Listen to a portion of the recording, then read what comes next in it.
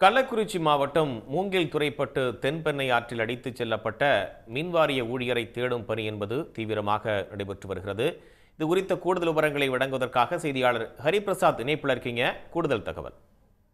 நிச்சயமாக கள்ளக்குறிச்சி மாவட்டத்தில் தொடர்ந்து நேற்று இரவு முதலே மிதமான மழை பெய்து வரும் நிலையில் கள்ளக்குறிச்சி மாவட்டம் மூங்கில் துறைப்பட்டு அண்ணாநகர் பகுதியில் இருந்து தென்பெண்ணை ஆற்றை கடந்து திருவண்ணாமலை மாவட்டம் பாலவச்சனூர் பகுதியில் மின் கம்பத்திற்கு மின் இணைப்பு வழங்குவதற்காக மின் மோட்டார் அமைக்கும் பணிக்காக 3 மின்வாரிய திருவண்ணாமலை மாவட்டத்தைச் சேர்ந்த 3 மின்வாரிய ஊழியர்கள் தென்பெண்ணை ஆற்றை கயிறு கட்டி கடக்க முயன்ற போது சாத்தனூர் அணையிலிருந்து தென்பெண்ணை ஆற்றில் திறந்துவிடப்பட்ட உபரி நீரின் அளவானது அதிகரித்த நிலையில் தென்பெண்ணை அதில் 3 நபர்களில் மூங்கில் துறைப்பட்டு காமராஜர் நகர் பகுதியைச் சேர்ந்த திலீப் குமார் என்ற தற்காலிக மின்வாரிய ஊழியரான தென்பெண்ணை ஆற்றில் அடித்துச் செல்லப்பட்டுள்ளார்.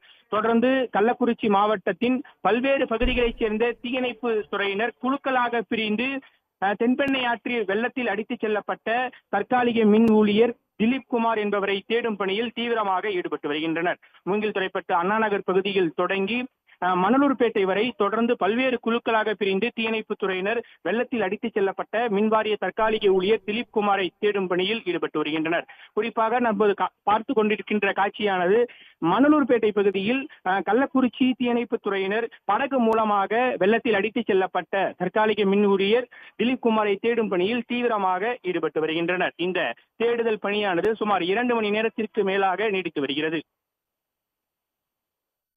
ஹரிபிரசாத், இப்போ திலீப் குமாரோடு மொத்தம் 3 பேர் போயிருக்காங்க. அதுல இவர் மட்டும் மிஸ் ஆயிருக்காரு.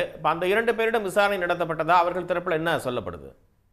நிச்சயமாக இவர்கள் இந்த தென்பெண்ணை ஆற்றை கடக்கும் போது தண்ணீரின் வரத்தானது குறைவாக இருந்து வந்த நிலையில் தொடர்ந்து நீர்வரத்து அதிகரித்த நிலையில் கயிறு மூலமாகவே இவர்கள் மூங்கில் துறைப்பட்ட அண்ணாநகர் பகுதியில் இருந்து திருவண்ணாமலை மாவட்டம் பாலவச்சனூர் பகுதியின் கரைக்கு சென்றுள்ள நிலையில் திடீரென உபரி நீரின் அளவு அதிகரிக்கப்பட்ட நிலையில் இதில் 2 மட்டும் காப்பாற்றப்பட்ட நிலையில், அதாவது அப்பகுதியில் இருந்த மக்களால் காப்பாற்றப்பட்ட நிலையில் உபரி நீரின் அளவு அதிகரித்த நிலையில் அந்த திலீப் குமார் என்பவர் மட்டும் வெள்ளத்தில் அடித்து செல்லப்பட்டுள்ள நிலையில் மணலூர்பேட்டை உள்ளிட்ட மாவட்டத்தின் தென்பெண்ணை ஆற்றின் கரையோர பகுதியில் உள்ள மூங்கில் துறைப்பட்டு மணலூர்பேட்டை வரை தொடர்ந்து தீயணைப்பு துறையினர் கள்ளக்குறிச்சி, சங்கராபுரம், மணலூர்பேட்டை உள்ளிட்ட பல்வேறு பகுதிகளைச் சேர்ந்த தீயணைப்பு துறையினர் படகு மூலமாகவும் தற்போது அந்த தற்காலிக மின்வாரிய ஊழியரை தேடும் பணியில் தீவிரமாக ஈடுபட்டு வருகின்றனர். தொடர்ந்து 2 மணி நேரத்திற்கு மேலாக இந்த தேடுதல் பணியானது நடைபெற்று வரும் நிலையில் தொடர்ந்து தற்போது மூங்கில் துறைப்பட்டு மணலூர்பேட்டை உள்ளிட்ட பகுதிகளில் மழை பெய்து வரும் சூழ்நிலையிலும்